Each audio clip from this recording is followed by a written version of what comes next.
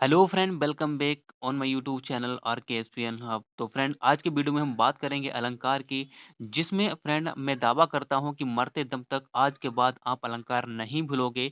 और यहाँ पर देखिए, बिना परिभाषा, बिना लिखे, बिना रटे, एक नैनो सेकंड में आप अलंकार को पहचानना चुटकियों में सीख जाएंगे। तो फ्रेंड, देर ना करते हुए हम लोग स्टार्ट करते हैं।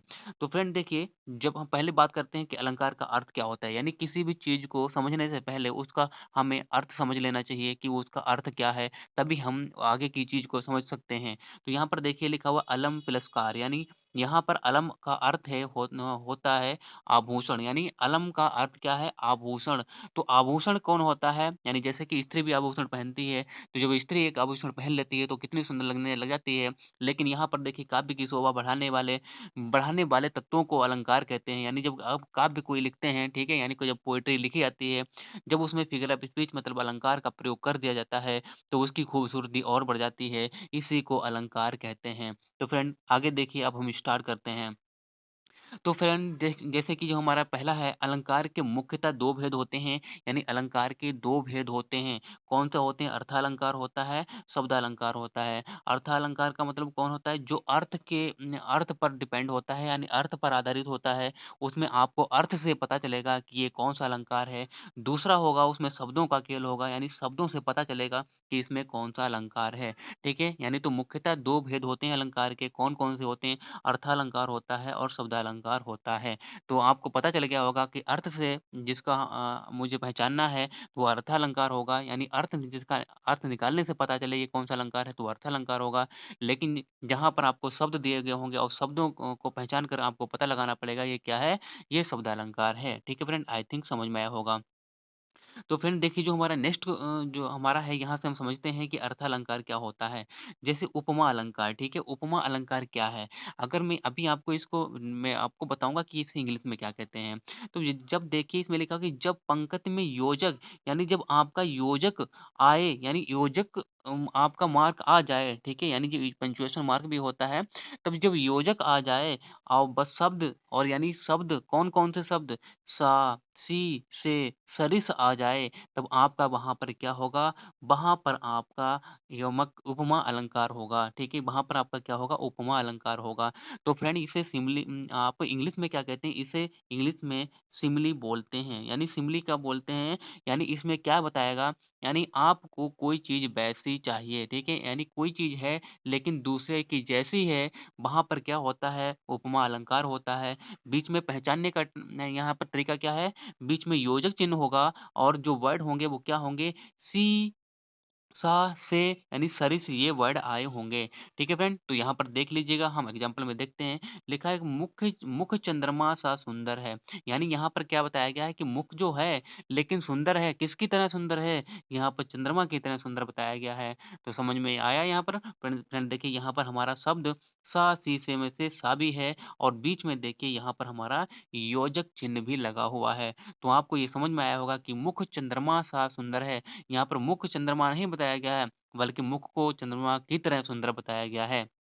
नेक्स्ट जो हमारा एग्जाम्पल है, इसमें कह रहा है कि कर कमल सा कोमल है। अब यहाँ पर देखिए, कर कमल सा, यानी बीच में हमारा क्या है? जो शब्द है वो लगा हुआ है, और बीच में योजक चिन्ह भी लगा हुआ है। ठीक है फ्रेंड? तो यहाँ पर आपको ये समझ में आया होगा। कह रहा है कि जो कर है, यानी जो कर कमल है, वो जो कर है वो कमल सा कोमल है, यानी जितना कमल कोमल होता है उसकी तरह कोमल है। तो समझ में आया होगा फ्रेंड। लेकिन यहाँ पर फ्रेंड आपको बता दें कि हर एक, यानी ऐसा भी हो सकता है कि आपको किसी, यानी एग्जाम्पल में आपको किसी उदाहरण में योजक चिन्ह ना मिले, लेकिन आपको वहाँ पर सा, सी, से, यानी ये वर्ड ज़रूर मिलेंगे, ठीक है? यानी जो योजक चिन्ह है, इसका एक अपवाद भी है कि वहाँ पर हो भी सकता है और नहीं भी हो सकता है, लेकिन सा, सी, से, सरिस, ये वर्ड आपको मिलेंगे, ठीक है फ्रेंड? आगे देखिए। अब फ्रेंड हम इसका उल्टा देखते हैं। तो फ्रेंड यानी यहाँ पर भी वैसा वैसा ही होगा। यहाँ पर कह रहा है कि अर्थालंकार का है कौन? रूपक अलंकार, ठीक है? रूपक अलंकार है, इसे हम इंग्लिश में मेटाफर बोलते हैं, ठीक है? यानी जो इंग्लिश में मेटाफर जानता है और इंग्लिश में क्या जानता है? वो सिमिली जानता है, ठीक है? तो फ्रेंड उसका यहाँ पर, यानी जो इंग्लिश में सिमिली जानता है तो उसका उपमा अलंकार क्लियर हो जाएगा, और जो इंग्लिश में कौन मेटाफर जानता है उसका रूपक अलंकार क्लियर हो जाएगा। ठीक है फ्रेंड, अब यहाँ पर बात करता है कि जब पंक्ति में केवल योजक चिन्ह आए और सा सी से ना आए, यानी जब पंक्ति में सिर्फ योजक चिन्ह आए, यहाँ पर देखिए लिखा हुआ योजक चिन्ह आए और सा सी से ना हो, तो वहां पर क्या होगा, रूपक अलंकार होगा। इसका मतलब ये है कि कोई बंदा यानी वही जो किसी की तरह चीज़ नहीं माँग रहा है, वही चीज़ की बात कर रहा है। यानी कोई चीज़ कहता है कि मुझे यही चीज़ चाहिए, उसकी जैसी नहीं चाहिए, तो वहाँ पर क्या होगा? वहाँ पर रूपक अलंकार होगा, ठीक है? और यहाँ पर इसे इंग्लिश में क्या कहते हैं? इसे इम्प्लाइड सिमिली बोलते हैं। रूपक को इंग्लिश में इम्प्लाइड सिमिली बोलते हैं, क्योंकि इसमें सा, सी से जो वर्ड होते हैं, ये हटा दिए जाते हैं, बाकी बिल्कुल वैसा ही काम करता है। अब यहाँ पर हम ट्रिक के हिसाब वो सॉरी एग्जाम्पल के हिसाब से देखते हैं, कह रहा है कि मैया मैं तो चंद्र खिलौना ले हूँ। यानी यहाँ पर जो श्री कृष्ण हैं, वो कहते हैं कि मैया मुझे जो है वो चंद्र खिलौना चाहिए, यानी जो खिलौना है वो चंद्रमा चाहिए, उनको चंद्रमा जैसा खिलौना नहीं चाहिए। तो फ्रेंड यहाँ पर उन्हें खिलौना कौन-सा चाहिए? चंद्रमा ही चाहिए, ना कि चंद्रमा जैसा चाहिए। तो फ्रेंड यहाँ पर क्या हो गया? चंद्र खिलौना चाहिए, यानी जो उनका खिलौना है वो क्या क्या है? चंद्र यानी चंद्रमा है। तो यहाँ पर यानी किसी वस्तु को क्या बता दिया गया है? वही बता दिया गया है। तो यहाँ पर क्या हो जाएगा? रूपक अलंकार हो जाएगा। ठीक है फ्रेंड, आगे देखिए। कह रहा है कि चरण कमल बंदो हरिराय, यानी कि उनके जो चरण हैं वो कैसे हैं? कमल हैं, यानी कमल की तरह नहीं है। अभी हम बात कर रहे थे सासी से, वो कैसा है? उपमा अलंकार है। लेकिन यहाँ पर देखिए चरण ही कमल हैं, यानी उनके चरण कैसे हैं? कमल ही हैं, ना कि चरण कमल की तरह हैं। तो यहाँ पर क्या हो जाएगा? योजक चिन्ह तो लगा हुआ है, लेकिन सा सी से नहीं लगा हुआ है। तो फ्रेंड आई थिंक आपको समझ में आ गया होगा रूपक अलंकार और उपमा में क्या अंतर होता है, आपको ये समझ में आ गया होगा। ठीक है फ्रेंड, आगे बात करते हैं। तो आगे हमारा जो अर्थ अलंकार है, उत्प्रेक्षा अलंकार, बहुत ही अच्छा ये हमारा अलंकार है, बहुत इंपॉर्टेंट है और अक्सर ये एग्जाम में पूछा जाता है। क्या कह रहा है कि यदि पंक्ति पंक्ति में मनु जनु मनहु मानो जानो, और फ्रेंड एक होता है ज्यों भी होता है, इसमें लिखा नहीं गया है ज्यों। ठीक है, यानी ज्यों होता है। कह रहा है कि यदि पंक्ति में मनु जनु, मनहु, मानो, जानो, और क्यों क्या होता है? ज्यों। ठीक है, ज्यों आदि आता है, वहाँ उत्प्रेक्षा अलंकार होता है। यानी आपको ये वर्ड याद रखने हैं, मनु, जनु, मनहु, मानो, जानो। ठीक है, और ज्यों ये वर्ड याद रखने हैं, और जहाँ पर भी ये वर्ड मिले, आंखें बंद करके आप वहाँ पर उत्प्रेक्षा अलंकार मार देना है। ठीक है फ्रेंड, आगे देखिए। जैसे यहाँ पर लिखा हुआ है कि ले चला साथ में तुझको तुझे कनक, ज्यों भिक्षुक लेकर स्वर्ण। यहाँ पर देखिए ज्यों, यहाँ पर क्या है? ज्यों भिक्षुक लेकर स्वर्ण, तो यहाँ पर हमारा ज्यों वर्ड आया हुआ है, तो ये क्या हो गया? ये हमारा उत्प्रेक्षा अलंकार हो गया। अब यहाँ पर देखा है, कह रहा है कि नेत्र मानो कमल है, यानी जैसे कि यानी वो कह रहा है कि आंखें यानी नेत्र मानो कैसे हैं? कमल हैं। ठीक है, तो यहाँ पर मानो वर्ड आया हुआ है और मानो इसमें दिया गया हुआ है। ठीक है फ्रेंड, आई थिंक आपको ये समझ में आया होगा, ठीक है? यानी उत्प्रेक्षा अलंकार भी आपको क्लियर हो गया होगा। आगे देखिए फ्रेंड, आगे बात करता है, कह रहा है कि अतिशयोक्ति अलंकार क्या होता है? अतिशयोक्ति यानी यानी देखिए, यानी किसी के बात करने में कोई अति हो जाए, यानी किसी के बढ़ाने-चढ़ाने में, किसी की बहुत ज़्यादा बात करने में, तारीफ़ करने में बहुत अति हो जाए, अति का मतलब बहुत ज़्यादा होता है, वहाँ पर अतिशयोक्ति अलंकार होता है। और इसे इंग्लिश में क्या बोलते हैं? हाइपरबोली बोलते हैं, ठीक है? यानी बहुत ज़्यादा चढ़ाकर, यानी एक्ज़ैजरेटिंग हो जाए, यानी बहुत ज़्यादा बढ़ा-चढ़ाकर किसी की बात कर दी जाए, वहाँ पर अतिशयोक्ति अलंकार होता है। जैसे अगर जब किसी बात का वर्णन बहुत बढ़ा-चढ़ाकर किया जाए, तब वहाँ पर अतिशयोक्ति अलंकार होता है। जैसे लिखा हुआ, आगे नदियाँ पड़ी अपार, घोड़ा कैसे उतरे पार। ये देखिए, आगे लिखा हुआ कि राणा ने सोचा इस पार, तब तक चेतक था उस पार। तो फ्रेंड यहाँ पर देखिए, यानी जब राणा प्रताप को उनके दुश्मनों ने घेर लिया था, तो आगे क्या हुआ था? यानी जब वो जा रहे थे, तब उनको आगे बहुत बड़ी नदी मिली थी। ठीक है? यानी इतनी बड़ी नदी कि उसको पार करना इम्पॉसिबल था, यानी मुश्किल था। तो यानी अब यहाँ पर क्या कह रहा है कि राणा ने सोचा इस बार, यानी राणा ने सोच भी नहीं पाया था कि उसको पार कैसे किया जाए। तब तक चेतक था उस पार, और जो चेतक उन नाम का एक उनका घोड़ा था, वो पार हो गया था। मतलब इधर कितनी बड़ी बात कह दी गई है कि यानी राणा प्रताप ने सोच भी नहीं पाया था और चेतक ने उधर पार कर दी उसको, ये नदी को। तो यहाँ पर बढ़ा-चढ़ा कर बात कर दी गई है। तो ये हमारा क्या हो जाएगा? ये हमारा क्या हो जाएगा, ये हमारा अतिशयोक्ति अलंकार हो जाएगा, ठीक है? यानी कहते हैं कि खून की नदियाँ बह गईं, खून की नदियाँ बह गईं, यानी युद्ध में खून की नदियाँ बह गईं। भाई यानी कितना भी बड़ा युद्ध हो जाए लेकिन खून की नदियाँ नहीं बह सकती हैं, तो यहाँ पर कितनी बढ़ा-चढ़ाकर बात की गई है। आई थिंक आपको समझ में आया होगा।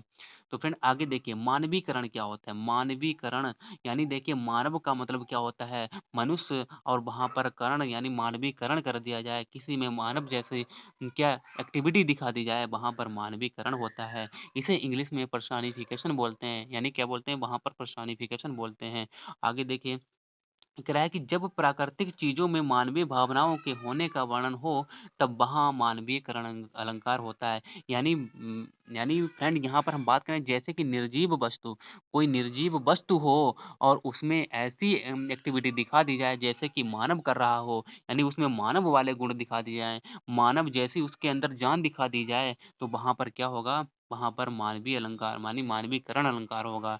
जैसे यहाँ पर देखिए जो हमारा एग्जाम्पल है, लिखा हो कि फूल हँसे कलियाँ मुस्कुराईं।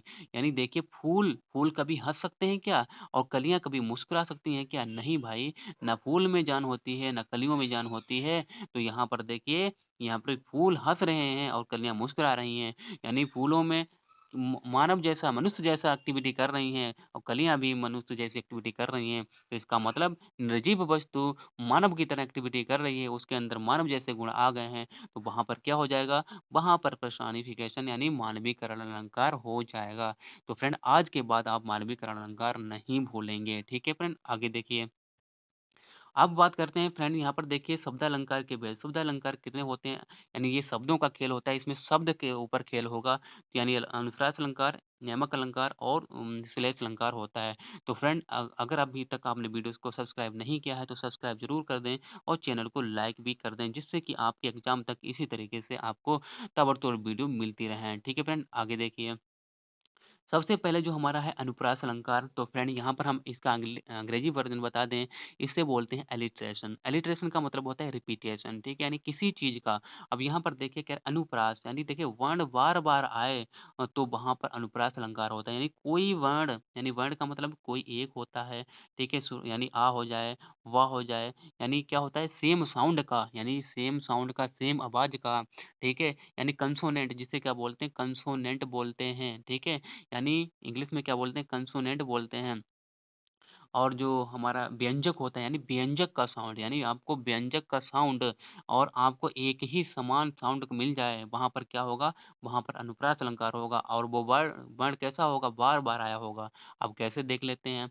लिखा हुआ कि चारु चंद्र की चंचल किरणें खेल रही थी जल थल में। अब देखिए यहाँ पर कौन-सा वर्ण जो है वो रिपीट हुआ है। देखिए चारु चा, चंद्र चा, चंचल चंचल चा चा। यहाँ पर देखिए कितनी बार रिपीट हुआ है? 4 बार यहाँ पर 4 रिपीट हुआ है, तो इसका मतलब यहाँ पर क्या हो गया? अनुप्रास अलंकार हो गया। ठीक है फ्रेंड? आगे देखिए, मधुर मधुर मुस्कान मनोहर मनुज देश का उजियाला, तो यहाँ पर भी माँ वर्ड जो है माँ वर्ण जो है, वो क्या हो रहा है? रिपीट हो रहा है। यानी देखिए माँ, माँ, माँ, माँ, यहाँ पर भी देखिए 5 बार यहाँ पर रिपीट हुआ है, तो इसका मतलब क्या हो गया? अनुप्रास अलंकार हो गया। ठीक है फ्रेंड? यानी अलिटरेशन इंग्लिश में कहते हैं, अनुप्रास अलंकार इसे हिंदी में कहते हैं। तो आई थिंक आपको अनुप्रास अलंकार भी क्लियर हो गया होगा। आगे देखिए फ्रेंड, नेक्स्ट बात करते हैं कि यमक अलंकार क्या होता है? तो यमक अलंकार का फ्रेंड यहाँ पर एक बात कर लें कि एक ही शब्द एक से अधिक बार आए और अर्थ अनेक हो। यानी एक शब्द ठीक है क्या है? अन्य यानी एक बार से अधिक आए यानी एक से अधिक बार आए, वहाँ पर क्या होगा? वहाँ पर क्या होगा? यमक अलंकार होगा। ठीक है फ्रेंड? यानी वहाँ पर सेम यानी 2 सेम नाम जैसा लगेगा, लेकिन वो 2 चीज़ों के नाम होते हैं। ठीक है? यानी आपको 2 वो 2 वर्ड आपको समान लगेंगे, लेकिन वो 2 चीज़ों के नाम होंगे, उनके अर्थ अलग-अलग होंगे। जैसे एग्जाम्पल की बात करें, काली घटा का घमंड घटा। काली घटा क्या होती है? जब बादल छा जाते हैं, ठीक है? उसे घटा बोलते हैं, ठीक है? यानी जब बादल छा जाते हैं, मेघ क्या हो जाते हैं बरसात वाले छा जाते हैं, उसे घटा बोलते हैं। और जब क्या होता है कोई चीज़ कम हो जाती है तो उसे घटा बोलते हैं, यानी कम हो गया यानी घट गया, उसे घटा बोलते हैं। तो यानी यहाँ पर बादलों को जो मेघ होते हैं काले-काले उनको घटा बोला गया है, यानी घटा मेघ काली घटा को। और यहाँ पर जो कम होना है, यानी किसी के घमंड का कम होना यानी घट जाना उसे घटा बोला गया है। तो यानी एक चीज़ के 2 अर्थ नहीं हैं, यहाँ पर 2 शब्द यानी शब्द तो समान हैं, लेकिन उनके अर्थ, उनके नाम अलग-अलग हैं। ठीक है फ्रेंड? तो आई थिंक आपको ये समझ में आया होगा, क्योंकि अगर आपको फ्रेंड ये नहीं बताएँगे तो आपको श्लेष अलंकार में प्रॉब्लम होगी। ठीक है समझने में? आगे देखिए कह रहा है यहाँ पर देखिए कनक कनकते सौगुनी माद कतधिकाय या खाए बोराए नर या पाए बोराए। तो यहाँ पर देखिए कनक कनक जो शब्द 2 शब्द हैं, लेकिन इन कनक कनक लग तो रहे हैं समान यानी समान है। यहाँ पर देखिए इस वर्ड समान है, लेकिन दोनों का अर्थ क्या है? अलग है। एक कनक का मतलब है सोना, ठीक है? यानी एक का मतलब है सोना, सोना का मतलब क्या होता है? ज्वेलरी आभूषण, ठीक है? उसे बोलते हैं, और दूसरे सोने का मतलब है धतूरा। यानी जिस व्यक्ति को अधिक सोना मिल जाए तो वो भी क्या हो जाता है? पागल हो जाता है। और कोई भी व्यक्ति एक धतूरा खा ले तो वो भी क्या हो जाएगा? पागल हो जाएगा। ठीक है? तो फ्रेंड यहाँ पर दोनों कनक के अर्थ अलग-अलग हैं। ठीक है फ्रेंड? आई थिंक आपको यमक अलंकार भी क्लियर हो गया होगा। आगे देखिए जो श्लेष अलंकार है, तो श्लेष अलंकार में क्या कहता है? कह रहा है कि एक शब्द के अनेक अर्थ होते हैं, यानी एक शब्द जैसे कि एक ही शब्द है और वहाँ पर क्या उसके अर्थ अलग-अलग होंगे, यानी वही चीज़ यानी वो बिल्कुल सेम चीज़ है, लेकिन उसका हम जैसे कि कोई हम चीज़ ले लें, जैसे कि अब यहाँ पर आगे देखिए, रहीमन पानी राखिए बिन पानी सब सून, पानी गए न उभरे मोती मानुष चून। तो यहाँ पर देखिए मोती मानुष होना चाहिए था। तो यहाँ पर देखिए कि रहीमन पानी राखिए। देखिए पानी ही शब्द का यहाँ पर पानी शब्द के अलग-अलग अर्थ बताए गए हैं।